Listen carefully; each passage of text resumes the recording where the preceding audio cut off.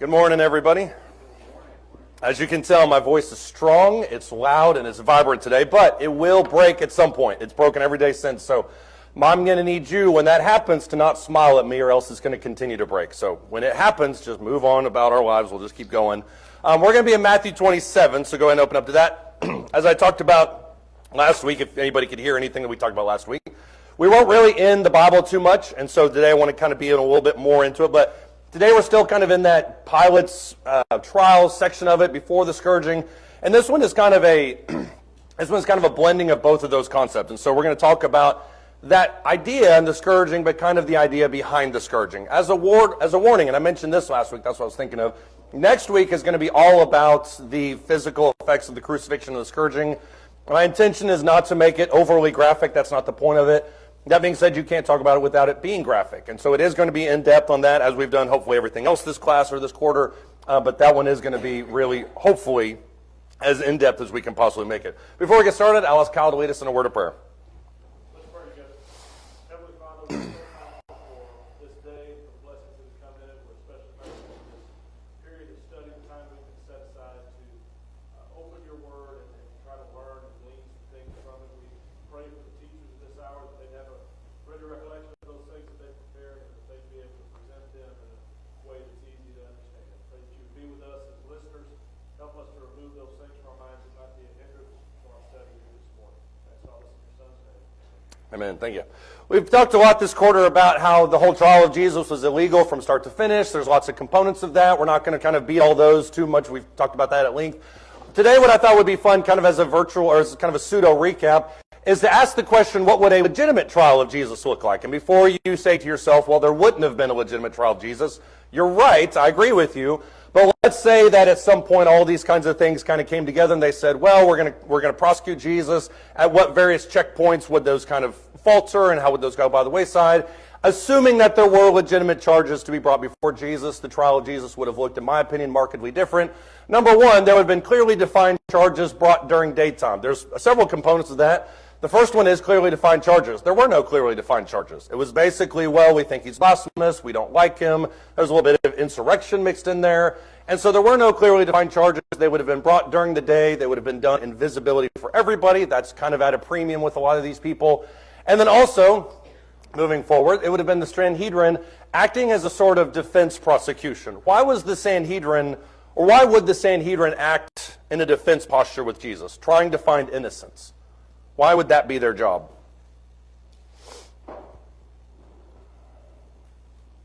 We have a picture of them through the Gospels as being mean and nasty and vindictive and angry.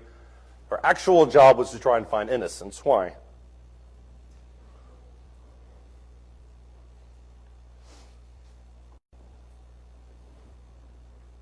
Curtis, go ahead.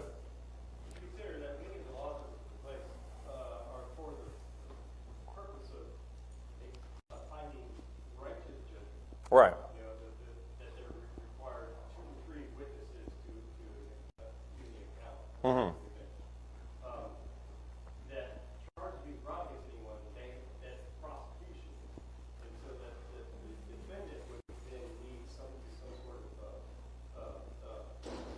somebody on his side. Yeah, I mean, there should have been somebody, and every trial is different, every criminal court is different, but in every trial, theoretically speaking, there should have been people that are on the defense, people on the prosecution.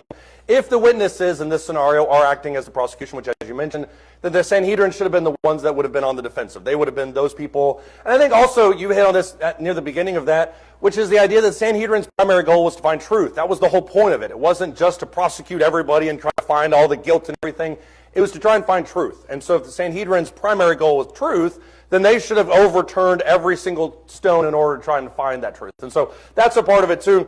Also, and I think this is probably the thing that we talked about at length this quarter, is a verdict that's balancing Jewish desires with Roman law. Why is this important? Jewish desires, what the Sanhedrin wanted, with what Rome said had to take place. Why is that such an awkward balancing act? This is kind of in contrast to the second point. But why is that such an awkward balancing act? Go ahead. The Jewish, say, community, nation, whatever existed within the Roman nation, I suppose, like I said, maybe there's more words in this, but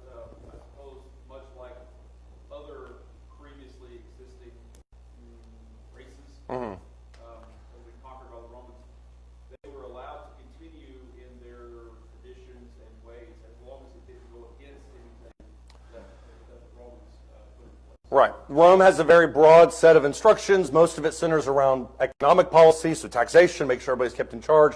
But you're right, you can operate relatively however you want to as long as you don't cause us any trouble. So I do think that's the main point. James?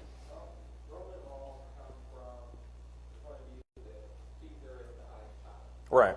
Roman and Jewish law, all that great stuff, still believes that God is the highest power. That's where you have to offer balancing act. The Romans don't want to tell Jews, oh, well, your religion is worthless because there's no revolt. And because they'll have to squash that. And then at the same time, the Romans don't want to admit, oh, well, your religion is above Caesar. So that's where you get a little bit of a balancing act where you want to treat it as more a tradition than a religion that has to be acknowledged that God is higher than Caesar.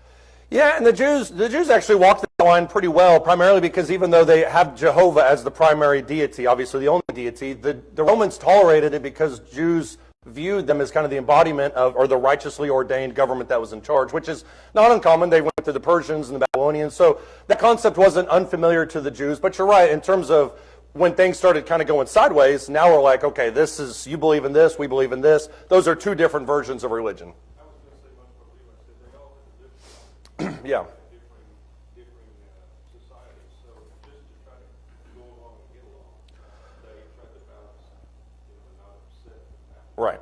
The most important thing, and I hate that this is kind of in contrast to law and truth and liberty and everything like that, the most important thing was that nobody picked a fight with anybody. That was literally the most important thing. And so, relatively speaking, you can do whatever you want to as long as it doesn't cause problems down the road. And so, how do you do that with multiple cultures? That's really the issue. We did not have this slide up last week because we had PowerPoint issues, but I did want to put this up there because when we identify what Jesus was actually crucified for, that's what's up on the sign, the King of the Jews. Not, he says he's the King of the Jews. He is the King of the Jews. There's a very clear difference between the two. When you start to define what sedition is, there's multiple factors that go into this. Number one, the testimony of the Sanhedrin. Why is the Sanhedrin important? Because they're the resident experts in their culture and their law. So Pilate, as somebody who is coming from outside, is going to look at the local leaders and say, how do you handle this? How do you judge them according to your laws? Which, by the way, Pilate tries to do on at least two different occasions. Just handle this yourself. They say, well, we really can't do that. It's really on you. That's where Pilate's in the corner. Responsibility to Rome. I am, for lack of a better phrase, I'm the babysitter for Judea. So what is my responsibility to Rome? What is my responsibility to the empire at large? So that's in his mind when he's thinking about this. His reputation amongst peers. As with any political appointment, there's going to be jockeying for position. That guy's not handling things right. He's too violent. He's too lenient. So you've got to manage your reputation amongst people that you are equals with in the Roman Empire. And then also you've got the management of culture. How can I enact Roman laws without it seeming over the top? How can I handle the local culture? All of this is kind of in Pilate's mind. And the reason that we're bringing this up is not to give him a pass, because I think Pilate is guilty of everything that everybody's probably charged him with. His biggest crime is that he's ultimately just a coward. I think that's the real issue that you can charge him with. But there are several factors that are behind closed doors. All that being said, and I may regret asking this question, do you blame Pilate for sending Jesus to the cross? I just said I did, so it's okay if you say that. But given all that's happening in his mind and the world around him, his responsibilities, his pressures, do you blame Pilate for sending Jesus to the cross? That question was designed to make you angry, so if you feel angry, I got my point across. Well, without Judas and Pilate, we wouldn't have salvation. See, now I can't be angry when you say that. You're right. Without Judas and Pilate, we can't have salvation. Joe, you can sit over here somewhere by yourself.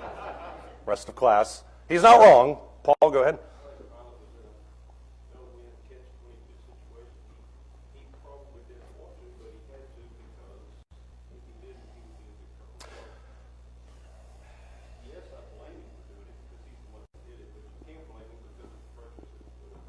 Yeah, you can't blame him because of the pressures that were put on him, but you can blame him because he shouldn't have done. I mean, as the standing embodiment of truth and liberty, as somebody who should be governing those powers, he acted in a very cowardly way. That being said, as you mentioned, the real-time issue is all these things that are facing on him. So there's kind of back and forth with that. James?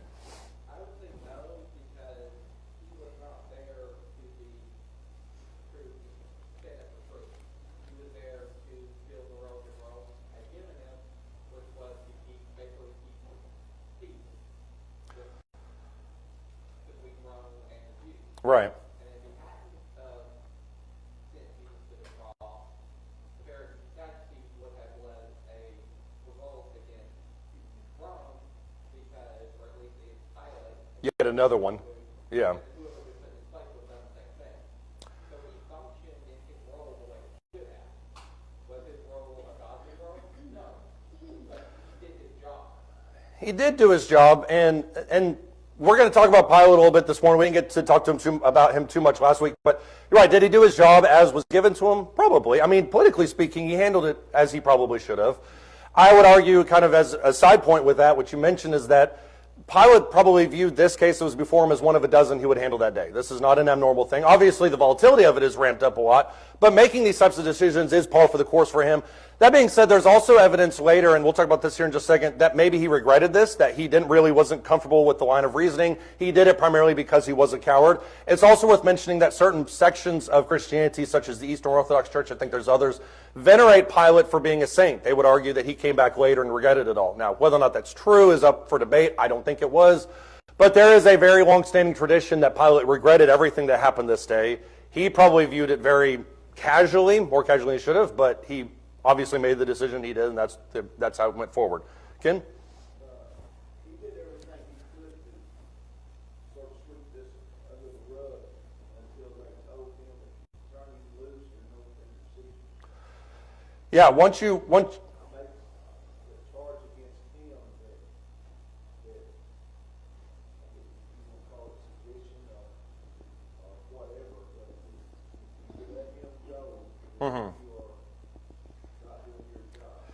Yeah, and the Sanhedrin knew to dial up that heat. Once you dial that up a little bit, there's not really anything you can do, because then you're placed in an impossible position. Which, by the way, Jesus was placed in many impossible positions, and he got out of them, but that's neither here nor there. Curtis?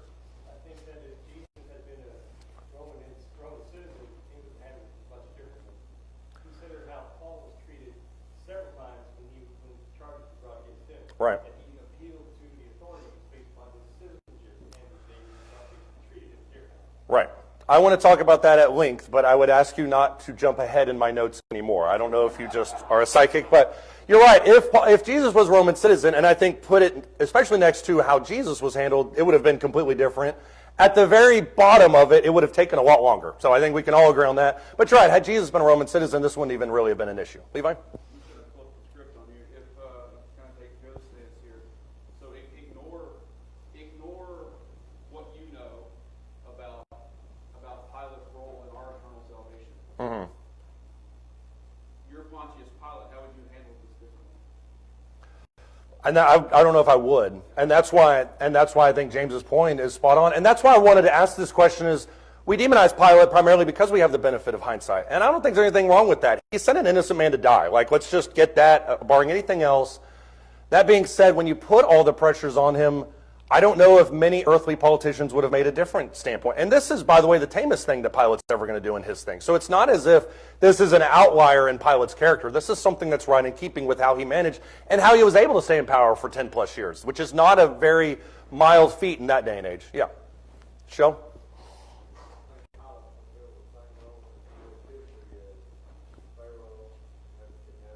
Right. Yeah, he was a victim of circumstance. He just happened to be there when all of this kind of went crazy. Yeah.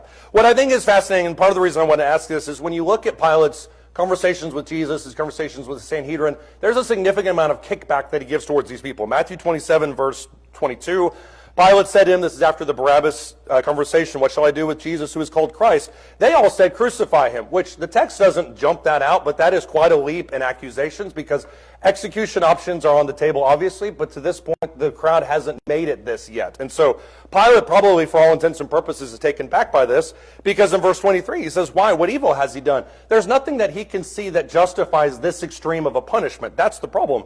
They kept shouting all the more, crucify him. When Pilate saw that he was accomplishing nothing, but rather that a riot was starting, he took water and washed his hands in front of the crowd, saying, I am innocent of this man's blood. See to that yourselves. All the people said, his blood shall be on us and on our children. And then he released Barabbas for them, but after having Jesus scourged, he handed him over to be crucified. Why does Pilate wash his hands? We make this a really dramatic scene. It's probably not in real time, but why does he wash his hands?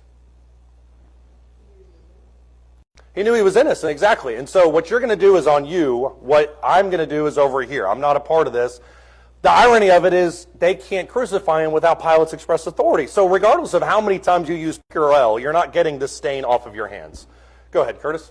Yeah, he was showing that he didn't take part in any of this. Right. Although he did. He did, but you can't just symbolically wash your hands and be like, oh, that's like issuing a making fun of somebody and then saying no offense. It doesn't really work like that. You said it, you did it, you can't just take it back. But when you fast forward to John 19 kind of brings up this secondary conversation, and the Synoptic Gospels don't mention it. But in John 19, starting in verse 1, Pilate, after hearing all this, he then says in verse 1, he takes him and scourges him, which is a really big deal. The soldiers twisted together a crown of thorns, put it on his head, put a purple robe on him. They began to come up to him saying, "Hail, King of Jews," and to give him slaps in the face. We're going to talk about this at length a little bit later. Pilate came out again and said to him, "Behold, I'm bringing him out to you so that you may know that I find no guilt in him." Jesus came out wearing the crown of thorns and the purple robe. Pilate said to him, "Behold the man." And when the chief priests and the officers saw him, they cried out, saying, "Crucify him, crucify him." And Pilate said to him, "Take him yourselves and crucify him, for I find no guilt in him." The Jews answered him, saying, "We have a law, and by that law he ought to die because he made himself out to be the Son of God." So there it was once again flip-flop. And they kind of revealed themselves in this case, because bringing it before Pilate, the argument was sedition. So now they're saying, well, we have a law, and because he's a blasphemer, he should die.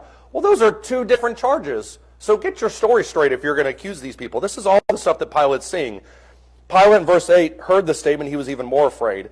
He entered even to the praetorium again and said to Jesus, "Where are you from?" Jesus gave him no answer, and Pilate said to him, "You don't speak to me? Do you know that I have authority to release you, and I have authority to crucify you?" Jesus answered and said, "You would have no authority over me unless it had been given you from above. For this reason, he who delivered me to you has the greater sin." Notice the gospel writers put the pin of crucifixion or the death of Jesus on the Jews, not on Pilate. That's an accusation many people would make later. Verse 12, as a result of this, Pilate made efforts to release him, but the Jews cried out, saying, "If you release this man, you are no friend of Caesar. Everyone who makes himself out to be a king opposes Caesar."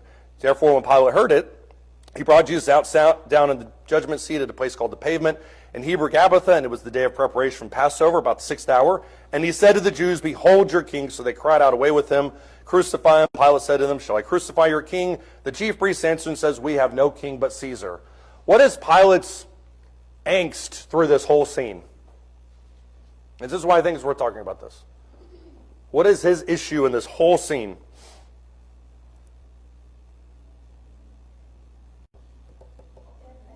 Go ahead, Bonnie.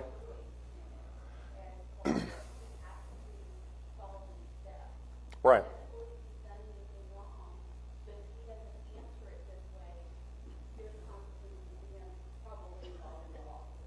Right. Right. The hypocrisy of Pilate is not necessarily that he saw no fault in Jesus. I mean, that's a problem there for the Jews. The problem was he came out and announced that I find no fault in him. So now you're directly opposing what you stand for. But at the same point as you're talking about, he doesn't really have a choice. And so he's in a very unwinnable position. By the way, the point of this class is not to evoke sympathy for Pilate, in case anyone thinks that's where we're going. Go ahead. He just says that he doesn't want to deal with it. Somebody Right. says something on one side of you. You incriminate yourself, or you and the Jews say something, so I don't have to deal with it. Right. Exactly. And Pilate, you can, and it's real subtle, but in this text you can tell his frustration with this, because they say, well, he ought to die. And Jesus, or Pilate says, you crucify him. Knowing good and well, they can't crucify him. So he's like, look, if that's what you want, you go deal with this. But knowing that they can't do it, he knows that's a moot point. Part of the problem with what they're doing is they're saying, oh, well, he's king of the Jews. He needs to be put to death because of Caesar. But then they say, well, no, how do you accept Caesar? Right. So simultaneously saying he has this title, but he doesn't have this title. Right. Now all of a sudden we're giving loyalty to Rome, whereas we've spent the last 100 years telling you that we don't want you. Now we really need you, and you're our king. I mean, it's very convenient for the time. Let's get Ken, and then we'll keep moving. They could have.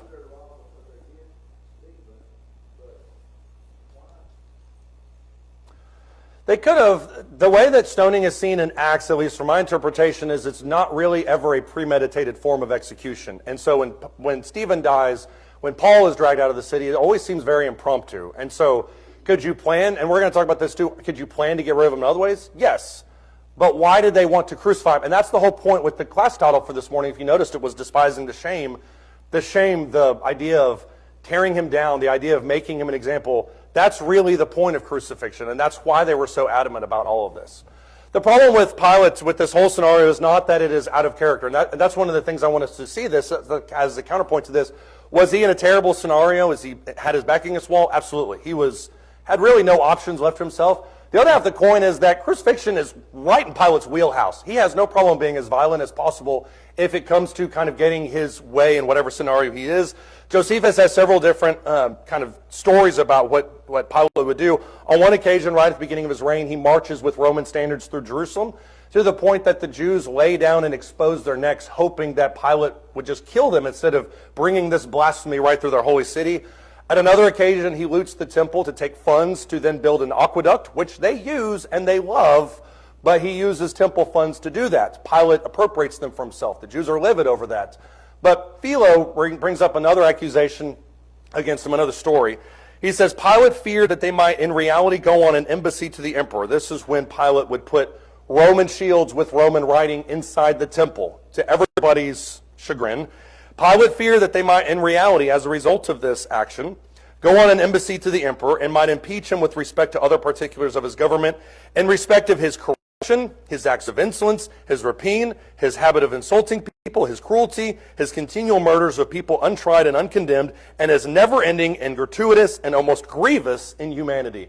What is Philo's impression of Pilate? By the way, Philo never writes about Jesus, never talks about him. Talks about Pilate quite a bit. What is Philo's understanding of Pilate? Ruthless. That's the tamest word, but you're right, he's ruthless.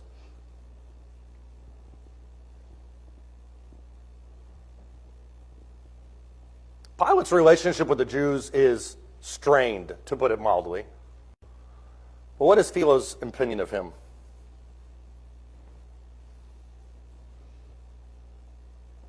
Go ahead. He's a tyrant, yeah. That's a good word to put for it. Yeah. That usually goes with ruthless, but that amps it up a little bit notch. It gives him a name. Go ahead, James.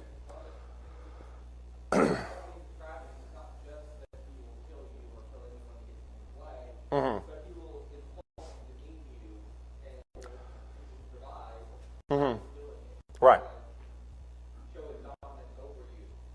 Right. Philo presents a version of Pilate that is somebody who goes out of his way to insult the Jewish people. Like, this is his whole MO from the time he wakes up to the time he goes to bed. So the bigger question in all of this, and this is something we can't certainly unpack right now, I don't even if we could, if we had all the time in the world, but why does Pilate, who absolutely hates the Jews, why does he give in to this discussion with the Jews? I think it goes back to the political expediency. He does it because he knows if he doesn't, everything's going to go really uphill. Because the one thing that Pilate's concerned about in this expose from Philo is that they're going to go then complain to the emperor, and they're going to come over and take Pilate's place away. That's really the only barrier line that Pilate is willing to not cross, is if you're going to go complain to them, well, then I'll back off a little bit, which is the card that the Sanhedrin plays. If you do this, you're no friend of Caesar. If you do this, you're making him a king above Caesar. That's the card they play because that's the card they know Pilate will listen to. Somebody have any thoughts or comments? Okay, let's get back to this point that Curtis brought up a second ago. What would have happened if Jesus had been a Roman citizen? If Jesus had been a Roman citizen, everything would have been totally different. We'll talk about this relatively quickly because we have more I want to get to. But number one, if Jesus had been a Roman citizen, number one, there would have been no scourging. Why was there no scourging? Acts 22 and 25 is the time where they're about to scourge Paul. He invokes his Roman citizenship and they back off in fear. Why would they not scourge a Roman citizen? Go ahead. If he hadn't even been found guilty of anything, they would do it without cause. True, they would do it without, and you're right on that. Most people that are scourged require some form of cause. There has to be a reason for this that's ironclad. That being said, scourging is not seen always as the end result of punishment. It is kind of a something designed to make people not want the end result. We'll do this as a happy medium to avoid that. Why would Jesus not have been scourged, though? Go ahead. If you're a Roman citizen and you're condemned, go ahead.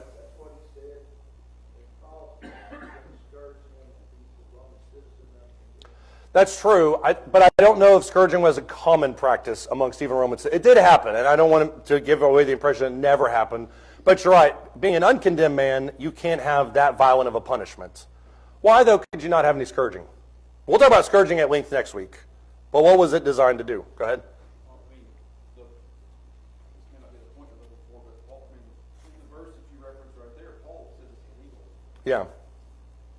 It is illegal. Is scourging meant to be like we would see in modern day torture from the standpoint of being in possession of somebody? Right. It is. It's exactly the same type of thing. If you play into the whole idea, which I think is absolutely the propaganda that the Romans wanted to bring out there, but the idea that being a Roman citizen was something to be treasured. Paul buys it. Paul was born into it. The centurion buys it with his own money. The idea of a Roman citizen is something that you value. Then to esteem to that comes with certain privileges.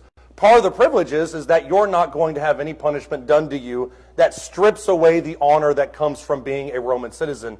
And so is it illegal? Yes. But it's not illegal because it's inhumane. It's illegal because it's degrading. And so you're not going to scourge somebody and humiliate them when somebody is a Roman citizen, and especially when they're uncondemned. Okay. He wouldn't have even been bound Right. if he was a Roman citizen. It would be legal to do that Right. until It is true. I mean, there were certain constraints that they could put in place. But you're right. I mean, the whole process of trial as a Roman citizen was drastically different. But it was meant to keep the esteem of who you are intact until the moment when it didn't need to be there anymore. But anyways, no scourging. Kind of to Ken's point a second ago, there's going to be some due process. Look in Acts chapter 23 and verse 1. And this goes back to what Curtis was mentioning about the difference between a non-Roman citizen and a Roman citizen. Paul is convicted of almost the exact same type of thing that Jesus is, not the idea of an insurrection necessarily, but certainly the idea of spreading dissension. That's some of the charges. But notice how this trial before Felix plays out differently than the way Jesus' did. In Acts 23 and verse 1, it says, Paul, looking intently at the council, said, brethren, I've lived my life. Wait, hold on. I'm sorry, chapter 24. I was one chapter earlier. Chapter 24. Chapter 24, starting verse 1. After 5 days, the high priest Ananias came down with some elders. By the way, Ananias is Annas' grandson, so there's that connection, family connection, with an attorney named Tertullus, which, by the way, now you're a Roman citizen, now you got yourself an attorney. So an attorney named Tertullus, he's going to be the ones that is bringing the charges against Paul. They brought charges to the governor against Paul. After Paul had been summoned, verse 2, Tertullus began to accuse him, saying to the governor, since we have through you attained much peace, and since by your providence reforms are being carried out for the nation, we acknowledge this in every way and everywhere, most excellent Felix, with all thankfulness. But that I may not weary you any further, I beg you to grant us by your kindness a brief hearing. For we have found this man a real pest and a fellow who stirs up dissension among all the Jews throughout the world, and a ringleader of the sect of the Nazarenes. And he even tried to desecrate the temple, and then we arrested him. We wanted to judge him according to our own law, but Lysias, the commander, came along with much violence, took him out of your hands. In other words, your Roman soldiers did this to us. Ordering his accusers to come before you. By examining him, verse 8, yourself concerning all these matters, you'll be able to ascertain the things of which we accuse him. The Jews also, verse 9, join in the attack, asserting that these things were so. There's the 2, 3 plus witnesses. How does Acts 24, 1 through 7, show a different trial than what Jesus got? How is that different than what Jesus received?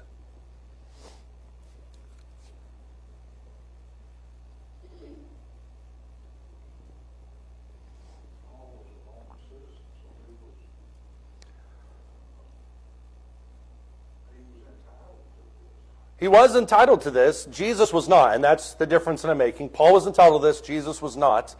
But that shows the difference in what would have happened if you were a Roman citizen. What happened with Paul? What happened in this scenario? How did Paul's trial play out?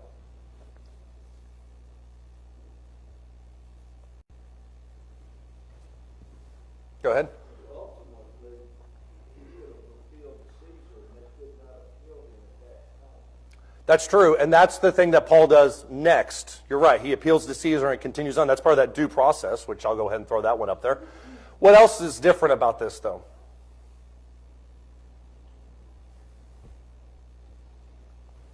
You have clear-cut, laid-out charges. We have found him to be a real pest. That's just our own angry with him. But he stirs up dissension, and he's a ringleader of the sect of the Nazarenes. Those are the two charges, which Nazarenes is the earlier version of the Christian faith. It's still seen as a subset of Jewish or Judaism at that point.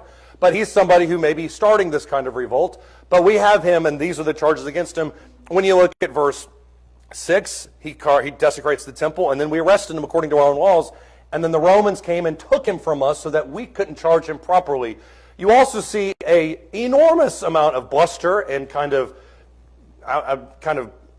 complimenting the high priest or the governor in this scenario. Most excellent Felix, you're everywhere, you are great, we love you. So it's a totally different scenario just simply by virtue of the fact that he's a Roman citizen. And this is going to continue. If Felix doesn't like it, he's going to transfer him over. Festus, he's going to stay here for a couple years. Then he'll transfer him until he gets all the way to Caesar. You also have, in this whole situation, zero crucifixion. And I put in usually because there are unverified reports of Roman citizens being crucified. Why would a Roman citizen be crucified? If you can't scourge them legally, why would you sometimes crucify them? Go ahead.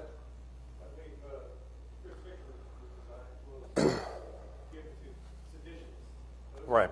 The certain authority of Caesar and rebel against it. That's true. Almost every scenario of crucifixion was designed for sedition, and it was designed in a broader sense to say this is what happens when you go against Rome. That's kind of the bigger umbrella form of all these crucifixions.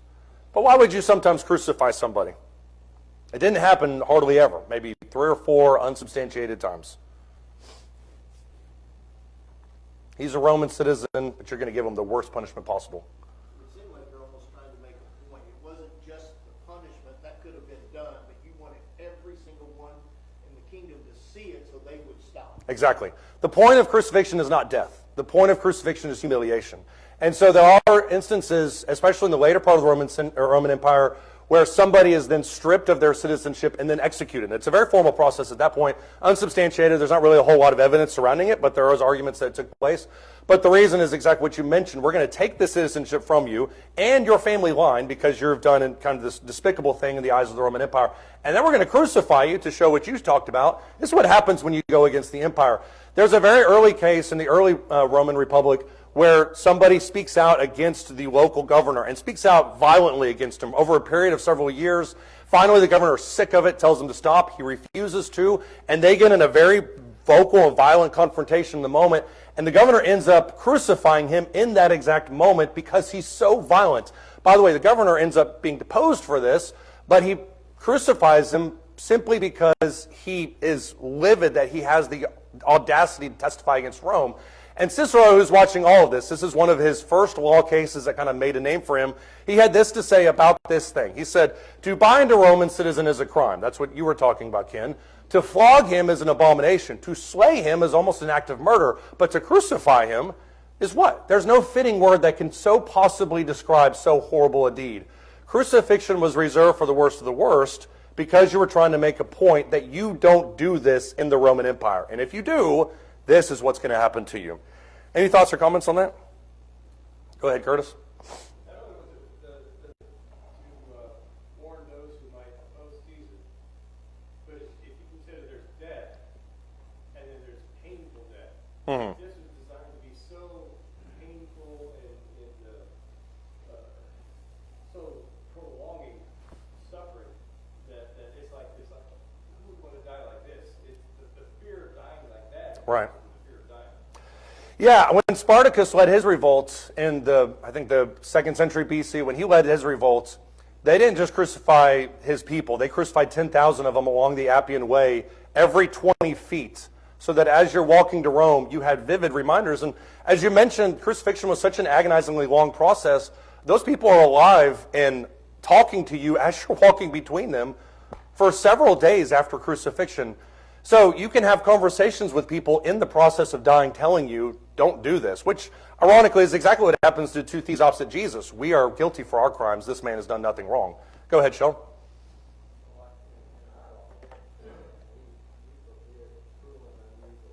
Right. Mm-hmm.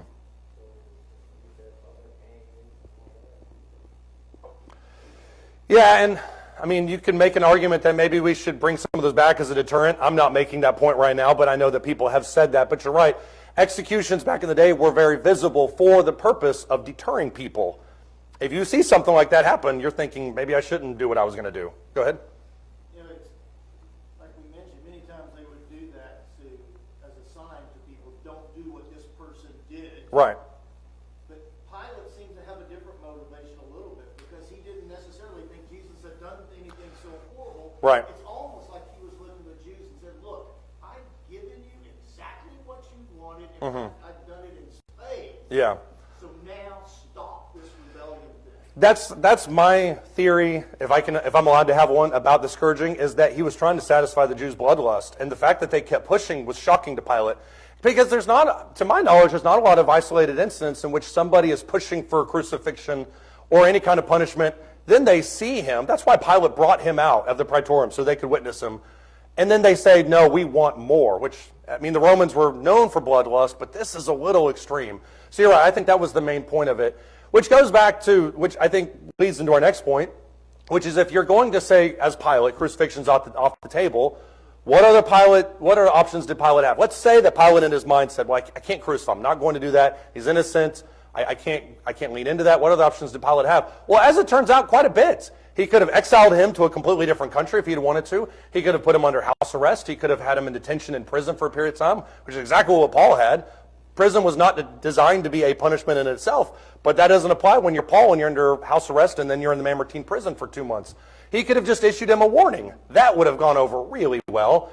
He could have sent him off to a labor camp. The Romans had plenty of those. He could have appealed to the Sanhedrin and said, look, don't do this. He could have sent it farther up the chain. He had the ability to do that because he sent him to Herod Antipas. He also could have just said, I'm disarming your entire crew. That's a possibility because Peter opened his big mouth a day before and said, look, we have 2 swords. And so if you're worried about an insurrection, let's just take away all your weapons. That's exactly what the Philistines did to the Jews. Scourging is what they did, and then at the very bottom of that, if Pilate really was a man of conviction, he could have just released him. That would have gone really terrible. So let's ask this question then. If all of these options are available to him, why did Pilate have Jesus scourged?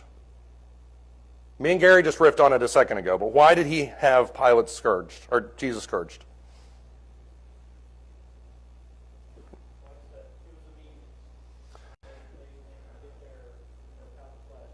Right. There's the most obvious reason, and I think probably the most likely reason is if you hate this man, let's tear into him in a Roman way and bring him out to you.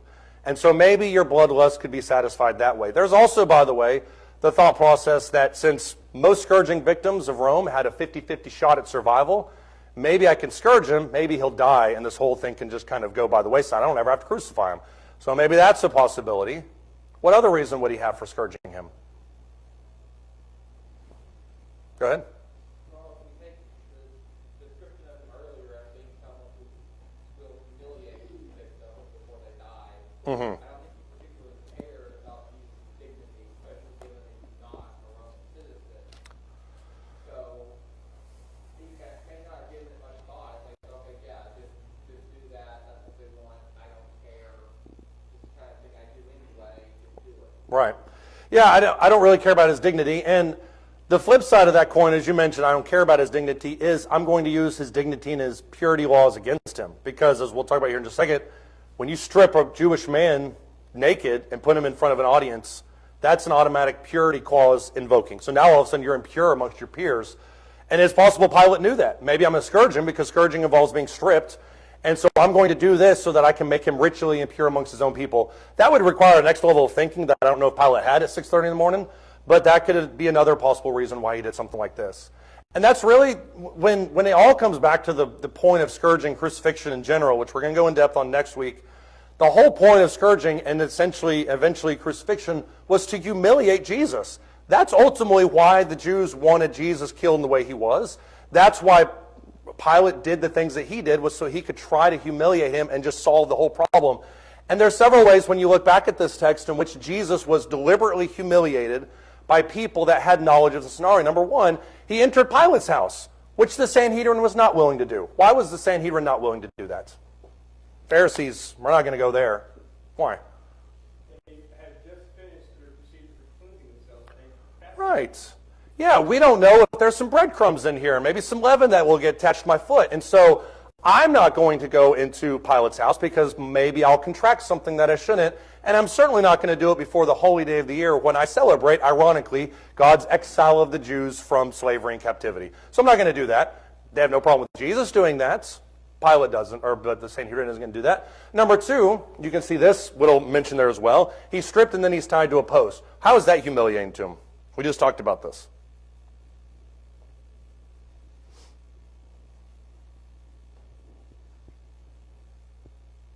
Purity laws in the Old Testament were pretty strict on this thing. What are you not allowed to do?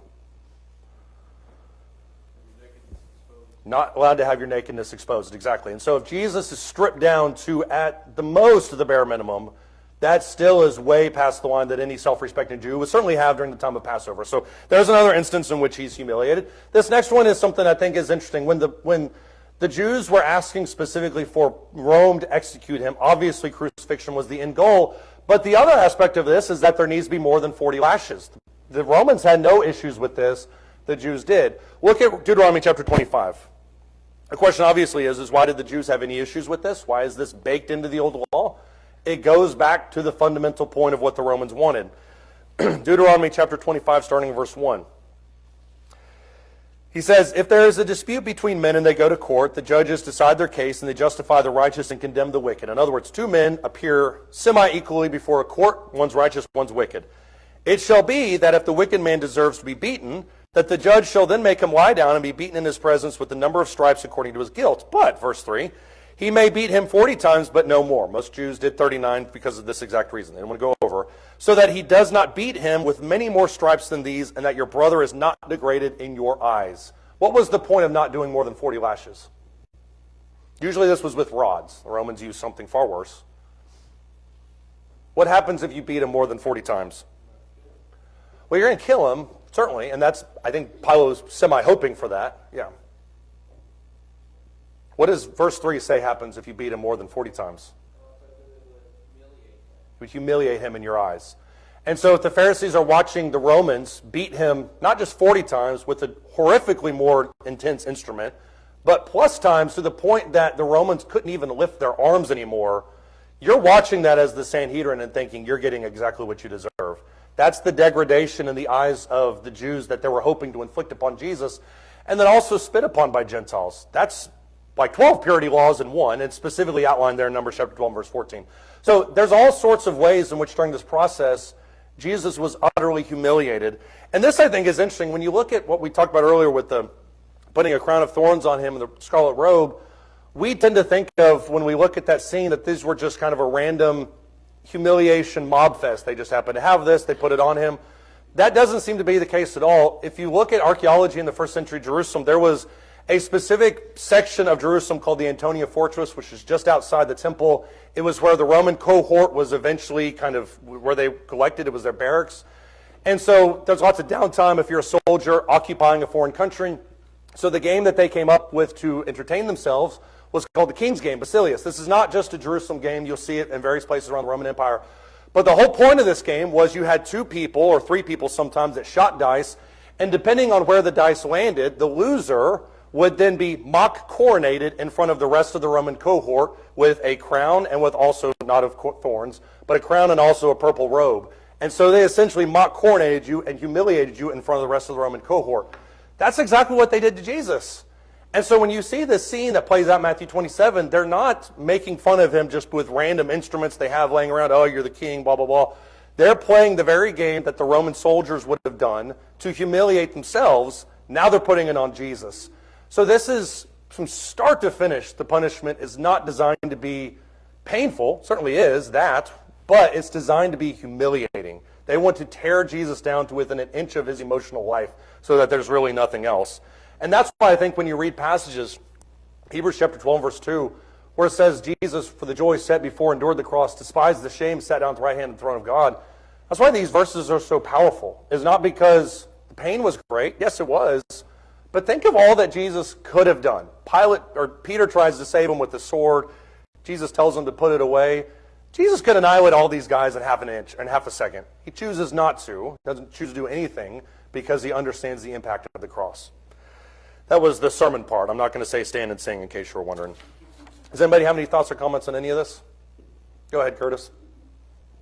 I mean, thus far, not even to the point of crucifixion, what he went through at this point. Right. You think about it would be shameful for any of us to go through something like that. I would be so ashamed to have gone through that. Right. The humiliation, all that. But here is God Right. allowing this to be done to him by his own creation, by the basic source of his own creation. Right. Enduring all that, despising the shame. It's just going through it. Why? Yeah. I mean, even if the scene stops post-scourging, Jesus is still in critical condition, probably going to die anyways. The fact that he survives it is a testament to his strength. I mean, he is a man of carpenter. He's a tough guy. But even if outside of that, the spiritual ramifications of being spit upon and mocked and going inside the Passover, you're going to take weeks at least of purity cleansing to get over that, if not excommunicated from the entire council by themselves. That they still wanted to push it forward is shocking to me. Go ahead. Not only was it so amazing that he went through these things, and even as Curtis mentioned, as deity, but foreknowing. Right. Almost every one of these things we've talked about were prophesied, even Psalm 22, Isaiah 50, the spitting, the shame, giving my back to Yeah. those who would want to hit me. So knowing that you were going through to go through it, and then going through it, which is why verses in Hebrews calls him the perfect Right. high priest, because he understands there's nothing we could go through that would even touch that. Right. There is not a punishment that I can think of at any point in history that is worse socially, emotionally, physically than crucifixion and the scourging process. And that, I mean, that's why it was, as you mentioned, he was the perfect high priest, came at the perfect time. It's because of something like this. I mean, Jesus is broken down within an inch of every part of his life, as anybody would have been. But his is more intense. Go ahead, Paul. That's a good point. That's a good point, too. Jesus had to die, he had to shed blood. Yeah. But to do it like this is just beyond belief. I mean, they could have just stabbed him inside and let him bleed to death. Yeah. But it's almost like, why did it have to be so horrific? All he had to do was shed blood and die. Yeah. There's a lot easier way to do this. This is something. Yeah, and it's something, I mean, it's something worth thinking about. That's the added benefit of doing this class on Sunday mornings is in 30 minutes from now, we're going to take the Lord's Supper. These are things we can meditate on for sure. All right, thank you, everybody. We'll pick up next week is the graphic one about crucifixion. Thank you.